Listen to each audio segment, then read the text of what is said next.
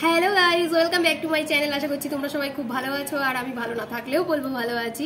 কারণ সামার সিজনে কেউ ভালো থাকে না, এটা শুনলেই সবাই অবাক হবে, বিশেষ করে ঠান্ডার প্রবলেমের জন্য। তাই আমি কিন্তু ভালো না থাকলেও বলছি ভালো আছি। বন্ধুরা যারা দেখছো প্লিজ একটা লাইক করে দিও, যারা নতুন বন্ধু রয়েছে তারা প্লিজ চ্যানেলটিকে সাবস্ক্রাইব করে দিই, পাশে থাকা বেল আইকন প্রেস করে দিই, নোটিফিকেশন অল করে দিই, আমার সঙ্গে চিরতরে থেকে যাও। আর আমি এই সামার সিজনে নিয়ে চলে এসেছি লাইট হেয়ার অয়েলিং, যেটা শুনতে খুবই হাস্যকর লাগবে, কারণ সামার সিজনে লাইট হেয়ার অয়েলিং এর কোনো প্রশ্নই হচ্ছে না। কারণ heavy hair oiling, deep hair oiling সবাই করে থাকে, বাট আমার ঠান্ডার সমস্যার জন্য এই নাক আর এই কানটার জন্য আমি কোনো কিছু করতে পারছি না, যার জন্য কিন্তু ইরেগুলারভাবে ভিডিও আসছে চ্যানেলে। বন্ধুরা তার জন্য আমি খুবই ক্ষমা প্রার্থী। আমি রেগুলারিটি মেনটেন করতে চাইছি, কিন্তু আমার নসিবটা আমার সাথ দিচ্ছে না। তো বন্ধুরা আশা করছি ভালো লাগবে, দেখতে থাকো, ভিডিওটি শেষ না হওয়া পর্যন্ত অবশ্যই আমার সঙ্গে থেকো। আর আমি কোন হেয়ার অয়েলটা হেয়ারে অ্যাপ্লাই করি তোমরা সবাই জানো, তবুও আরেকবার দেখিয়ে দিচ্ছি। এই যে আমার হেয়ারের সাথী এটা। চলো বন্ধুরা, তবে আমি একটু হালকা করে হেয়ার অয়েলিংটা করেই নিই। বাট দেখো আমি ক্লাচারটা এখনো খুলিনি, মাথা মনে হচ্ছে বিগড়ে গেছে টোটালি, মানে শরীরের সাথে সাথে মাথাটাও সাথ দিচ্ছে না, কোনো কিছু সাথ দিচ্ছে না। তা বন্ধুরা কেমন আছে সবাই জানিও। আমি চাইছি, আশা করছি যে রেগুলার ভিডিও দেব, তবু কেন হচ্ছে না জানি না। জানি তো অবশ্যই, তোমরাও অবশ্যই জানো। অনেকদিন আমার লং হেয়ারটাকে তোমাদের সঙ্গে শো করি না। চলো আগে একবার দেখে নাও, তারপর হেয়ার অয়েলিং করা যাবে, লাইট লাইট হেয়ার অয়েলিং।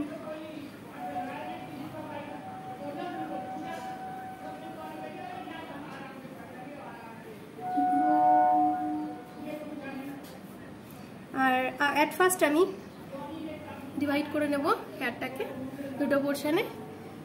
এবার খুব সামান্য পরিমাণে অয়েল নেব হাতের তালুতে, পড়ে গেল ওটা। খুব সামান্য সামান্য অয়েল নেব, আর দুটো হাতের তালু দিয়ে আগে রাব করব, দেন অ্যাপ্লাই করব। ঠিক এইভাবে আমি আজকে 2 টাইমস অয়েল নিয়ে নেব হাতের তালুতে। 2 টাইমসের অয়েল দিয়েই আমি আজকে সুন্দর করে সিম্পলি হেয়ার অয়েলিং কমপ্লিট করব। তবে ডিপ হেয়ার অয়েলিংয়ের থেকে লাইট হেয়ার অয়েলিংয়ে হেয়ার মাসাজটা খুব ভালোভাবে হয় আমার মনে হয়। চলো দেখা যাক কেমন হয়।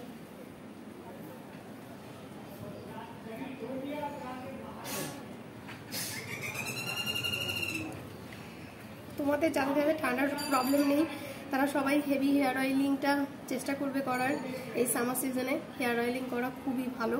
তবে যারা যারা অয়েলটাকে স্টে করাতে পারবে, ওভারনাইট স্টে করাবে, আমি তো পারি না, তাই আমি সকালবেলায় হেয়ার অয়েলিং করি, 1 ঘন্টা পর ওয়াশ করে নিই। আর আজকে আমি দুপুরবেলা হেয়ার অয়েলিং করছি। এখন সবার চান কমপ্লিট করে লাঞ্চও হয়ে গেছে, আর আমি এখন বসেছি হেয়ার অয়েলিং করতে।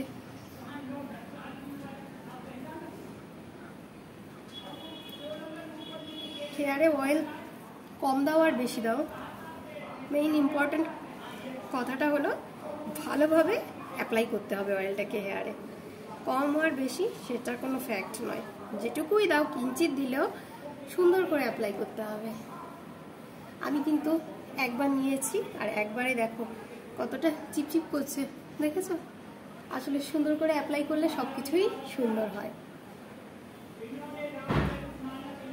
আর আজকে আমি অনেক দিন পর হেয়ার অয়েলিং করছি, আফটার 15 days লেটার আমি হেয়ার অয়েলিং করছি।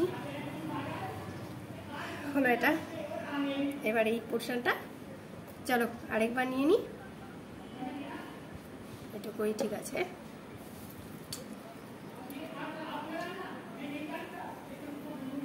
হালকা হাতে রাব করবে, দেন সুন্দর করে এভাবে অ্যাপ্লাই করবে হেয়ারে, একদম স্ক্যাল্প থেকে একদম হেয়ারের ডগা অবধি। তোমরা সবাই ভাবতে পারো স্ক্যাল্পেই তো চুলের বেশি পুষ্টি গুণমান দরকার, তাহলে চুলের ডগা পর্যন্ত কেন অয়েল অ্যাপ্লাই করে আমরা অয়েলটাকে নষ্ট করব? একদমই নয়। চুলের গোড়া থেকে ডগা পর্যন্ত দিলে হেয়ারটা দেখতেও সুন্দর হয়, বাউন্সি হয়, মানে আফটার হেয়ার ওয়াশের পর খুব বাউন্সি লাগে হেয়ারটা। আমি সেই জন্য চুলের গোড়ার সঙ্গে সঙ্গে চুলের ডগারও পরিচর্যা করি, ঠিক এইভাবে হেয়ার অয়েলিং করে।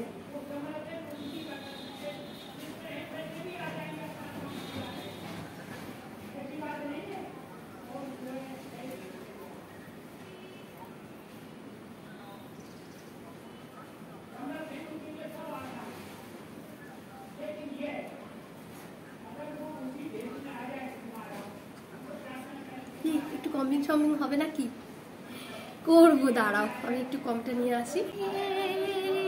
দেখো চলে এসেছি কম নিয়ে, হালকা হাতে একটু কম্বিং করে নেব, কারণ আমি হেয়ার ওয়াশ বা হেয়ার অয়েলিংয়ের পরে কম্বিং করাটা একদম পছন্দ করি না।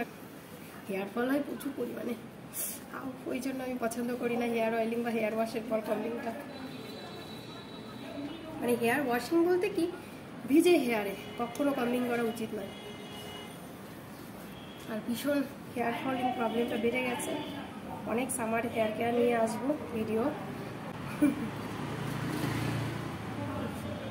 হোম রেমেডি নিয়ে চলে আসবো, বুঝেছ? ন্যাচারাল হেয়ার কেয়ার যেটাকে বলে, অবশ্যই আসতে হবে। বাবা কি গরম লাগছে, আর তোমাদের ওদিকে কেমন গরম করেছে অবশ্যই জানিও তো কমেন্টে। আমরা তো এখানে গরমে কেমন যেন রোদ্রে দাঁড়ালেই ভাজা ভাজা হয়ে যাবে, এরকম অবস্থা আমাদের এদিকে।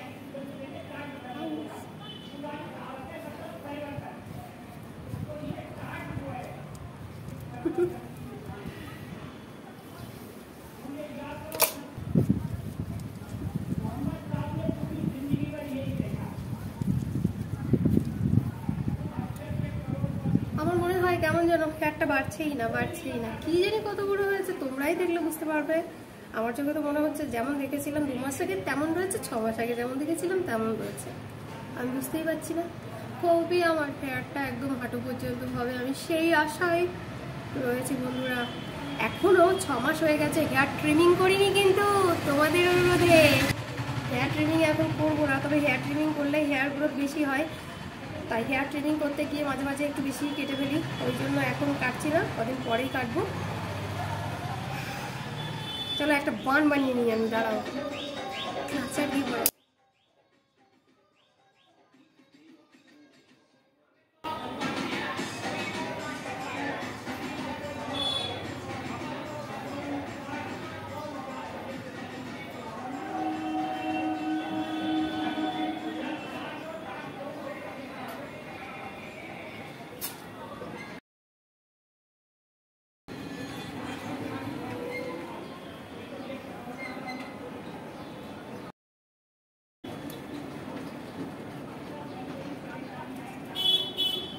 দেখো বানটা কমপ্লিট হয়ে গেছে, আর এইভাবে আমি 5 মিনিটস 10 মিনিটস রেখে হেয়ার ওয়াশ করে নেব। তোমরা বন্ধুরা ভালো থেকো, সুস্থ থেকো, আর আমার জন্য একটু প্রে করো আমি যেন তাড়াতাড়ি সুস্থ হয়ে যাই। ঠান্ডায় আর ভালো লাগছে না, এই গরমে যেমন ভালো লাগছে না, আর ঠান্ডা লেগে আছে আর এতই যে কিছুই আর সহ্য হচ্ছে না। তাই একটু ভগবানের কাছে আমার জন্য প্রে করো, আমি যেন ডেইলি ভিডিও নিয়ে আসতে পারি। ভালো থেকো, সুস্থ থেকো, এভাবে আমাকে ভালোবাসা দিয়েছে, আমার ভালোবাসা তোমাদের সঙ্গে রয়েছে। টাটা।